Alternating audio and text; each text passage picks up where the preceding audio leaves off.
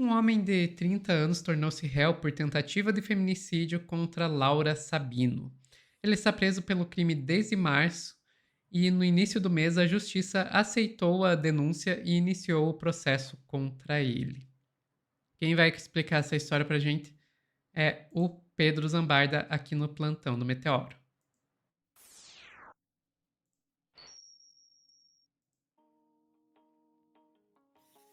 Essa Cara, história terrível da Laura que a gente já trouxe outro dia aqui, agora a gente tem esse desenvolvimento, né, Pedro? a gente teve, na verdade, uma atualização e até frisar uma coisa aqui, o furo é do G1, que é uma matéria importante aí, atualizando todos os dados, mas até mandar um recado para os colegas jornalistas, que eu conversei com a Laura, e assim, Sofia, a gente não botou no título nem na descrição desse corte, mas é o irmão dela, e conversando com ela, é importante dizer, é a única vez que eu tô dizendo isso, a gente tá prevenindo algumas informações a respeito desse crime, porque é um caso que tá abalando seriamente a família dela, né, gente? É a família dela que tá exposta nisso, que é um crime que ela tem que denunciar, e que bom que ela teve coragem e espaço na agência pública para fazer essa denúncia, e que felizmente o caso tá andando na justiça mineira, né? Então, só para constar, Sofia, bota na tela aqui o furo é do G1, só para as pessoas saberem. Mas eu conversei com a Laura, e então o título mais correto dessa matéria é essa, despersonalizando um pouco a questão, porque tá afetando os parentes dela. O homem que esfaqueou Laura Sabino virou réu por tentativa de feminicídio. O caso aconteceu em 14 de março deste ano em Belo Horizonte, Minas Gerais, e a denúncia foi aceita pela justiça no dia 3 de junho. Deixa eu trazer aqui detalhes para vocês. O irmão da influenciadora Laura Sabino, que tentou assassiná-la a facadas em março, virou réu após denúncia do Ministério Público em Minas Gerais. O caso aconteceu no dia 14 de março deste ano em Belo Horizonte, e a denúncia foi aceita pela Justiça em 3 de junho.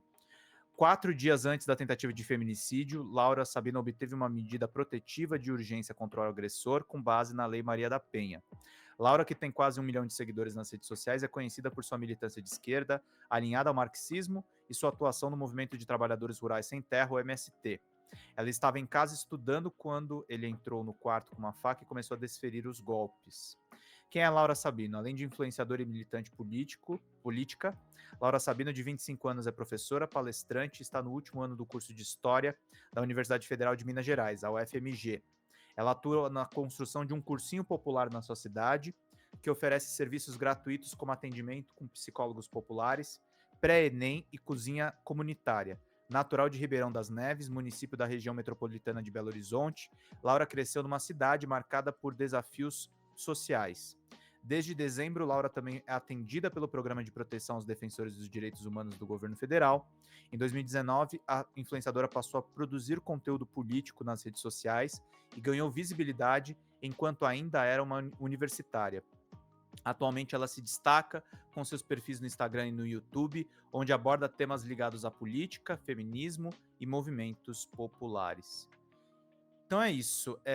Só para dar detalhes do homem que se tornou réu, na própria reportagem da agência pública, isso é importante dizer, ele tem o detalhamento de que ele foi preso.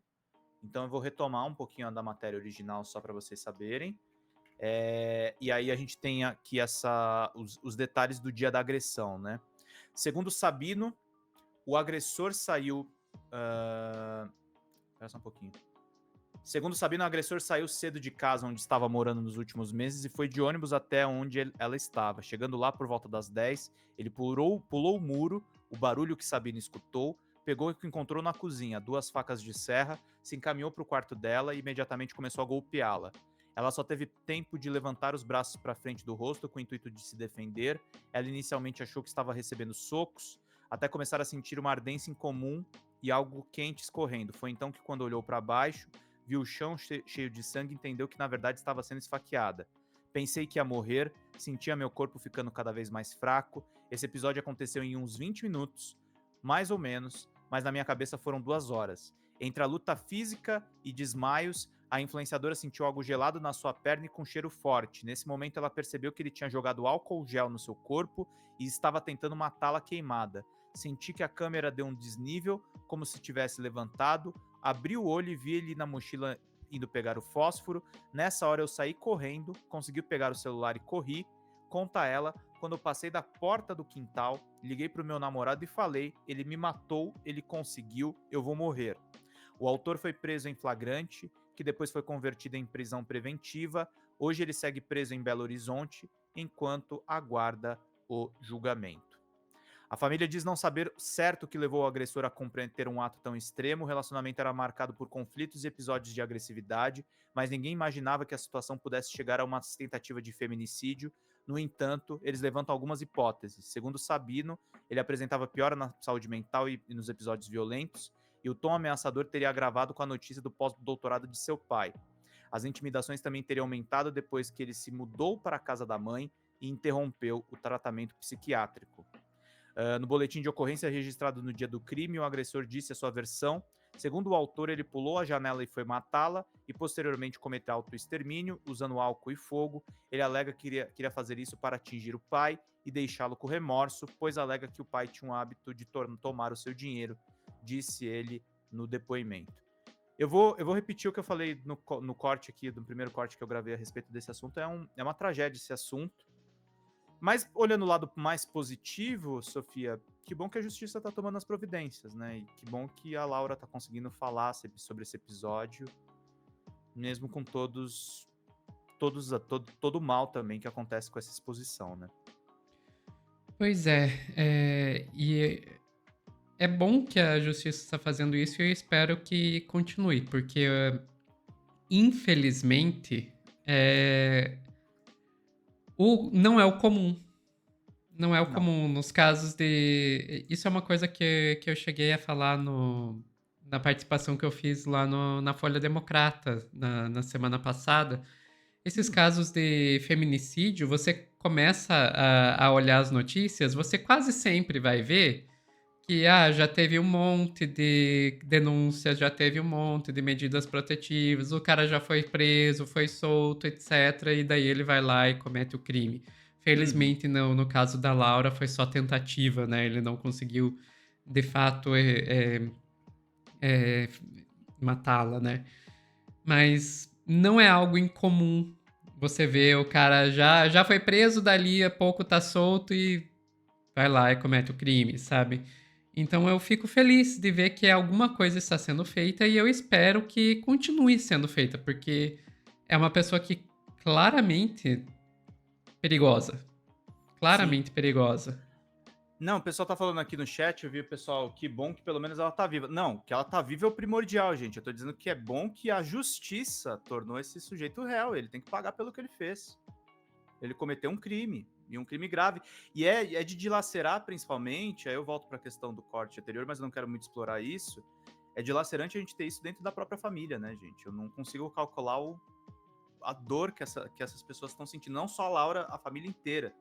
Por isso que eu disse que é uma tragédia. E eu queria lembrar uma coisa, só pra gente não terminar o E corte só pra pra, baixo. pra Vai lá, vai lá. gente, só pra, já que você tocou nesse assunto, pra gente lembrar que violência doméstica não é só companheiro e ex-companheiro. É. E eu não sei o que é pior, sinceramente. Às vezes, ex-companheiro você separa, gente. Você dá um jeito. Mas, Pedro, hum. Pedro, vamos ser realistas. Esse companheiro você se separa, mas é justamente porque você. Eles matam Sim. justamente porque Sim, você se sim, sim, sim. Não, separa. não, não, não, não tô entrando nesse detalhe. Assim, tem esse problema que aí é caso de polícia. Mas eu tô dizendo assim, que familiar, o problema é que, assim, familiar é familiar, entendeu? Ele vai estar cumprindo pena, ele vai cumprir o que ele cometeu, mas ele não deixa de ser seu familiar. É só isso que ele tem uma Sim, sim. relação diferente. Não tô dizendo que Sim. é mais fácil, necessariamente. Mas só para terminar o corte um pouco mais para cima, eu resgatei, e eu lembro que foi uma coisa que viralizou muito na época. O Lula, em algum momento, na campanha dele, teve uma das ideias mais acertadas da campanha, que foi chamar youtubers. E a Laura foi chamada, ela não tinha nem 25 anos nesse vídeo, e eu acho legal a gente ficar um pouco com essa imagem do potencial de comunicação e de muita coisa boa que a Laura ainda vai fazer. Inclusive, eles vão voltar com um programa web comunistas lá no ICL, eu recomendo todos que assistam. Mas a Laura conseguiu fazer uma pergunta pro Lula, e só para vocês verem o potencial de comunicação dela. E sim, Karen, somos todos Laura Sabino, todas as mulheres, sobretudo, aqui do chat. Vamos lá. Mais maduro, mais calejado, mais compromissado com o Brasil e mais disposto a acabar com a miséria desse país. E no país que eu sonho, todos podem ganhar. Todos devem ganhar. Em primeiro lugar, agradecer o convite por estar aqui, saudar o grandioso Ponte dos Jovens, nosso chat nas redes. Meu nome é Laura Sabino, presidente, boa tarde. Sou cria de periferia, nasci em uma área muito deteriorada, que o nome é Ribeirão das Neves. É a segunda pior cidade para ser mulher no Brasil. E o maior complexo carcerário da América Latina. A gente tem 8 presídios na nossa cidade. E eu estou falando isso porque tem a ver com a minha pergunta, né? O Luigi falou sobre a questão de tirar o título, e a maioria do público que me segue são pessoas mais jovens, né? São pessoas nessa faixa etária que a galera tem feito campanha para tirar o título de eleitor. Eu tenho visto isso, né? Assim, a gente somado temos 300 mil seguidores e muita gente veio me mandar mensagem falando: Laura, eu não quero tirar o título. E essa pergunta, para mim, foi bem interessante, porque assim, o meu canal, ele é um canal de esquerda, marxista, inclusive, a maioria das abordagens, e muita gente não tem vontade de tirar o título, né? E aí eu estava vendo essas campanhas sobre tirar o título, e eu percebi mandei o link da live no chat. Eu acho que a gente está indo por um caminho errado, né, fazer as perguntas assim. Eu percebo isso pelo meu público, assim. Porque se a gente tem um número imenso de jovens que não quer mais o Bolsonaro no poder, inclusive a grande maioria dos jovens não quer o Bolsonaro no poder, e a gente, desde a redemocratização, não tem um número, nunca tivemos um número tão baixo de pessoas que quiseram tirar o título, né, nessa idade, a pergunta deveria ser o porquê que nós não estamos conseguindo mobilizar os jovens, porquê que a política institucional não tem conseguido mobilizar os jovens a ponto deles falarem assim, olha, vale a pena eu participar desse campo político, né, nessa área da política. E aí, como eu fiquei por último, Crispiniano, não me mate, eu quero fazer mais uma pergunta aqui, se ele não deixar, eu vou falar que é etarismo, nas mentiras. Que tem a ver um pouco com a minha trajetória e com as perguntas que o Ponte dos Jovens me mandou. Foram mais de 4 mil perguntas em 1 hora. Então, provavelmente, a gente teve mais de 10 mil perguntas na caixinha sobre o senhor.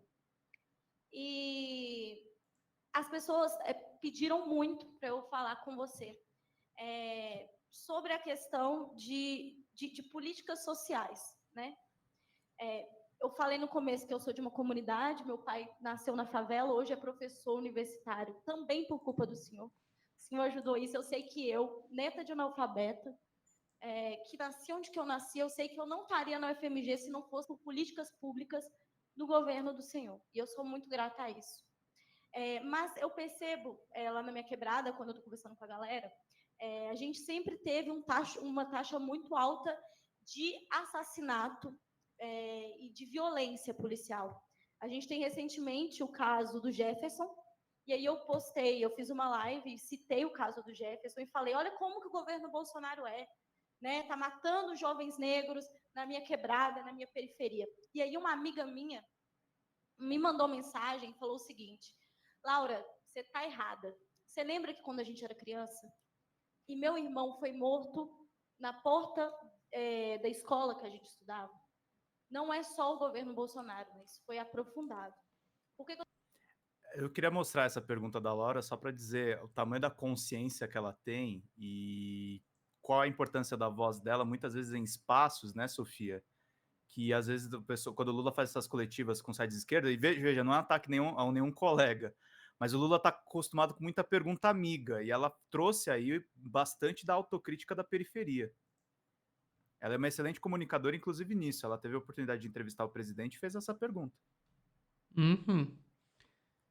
Pois é, e eu entendo que o pessoal hesite em fazer essas perguntas, porque a própria militância de esquerda ataca quando as pessoas ousam Sim. fazer esse tipo de pergunta. E a ideia de colocar que algo não é culpa do Bolsonaro e tal é quase que um tabu para certa parte da esquerda. Então, sim, ela mandou muito bem aí. E eu espero que ela supere tudo que ela está passando, em primeiro lugar, por ela. Mas eu não vou mentir, eu espero que ela supere tudo que ela está passando pelo país como um todo, porque a gente precisa dela de volta. Exatamente. A gente quer ver muito a Laura restabelecida e bem e passando por essa questão toda difícil. Beijo, Karen, que mandou esse comentário lindo aí. Beleza, ficamos por aqui, Pedro. Ficamos por aqui. Sophie. Pessoal que está assistindo ao vivo, não saiam daí que a gente já volta a dar um tchauzinho.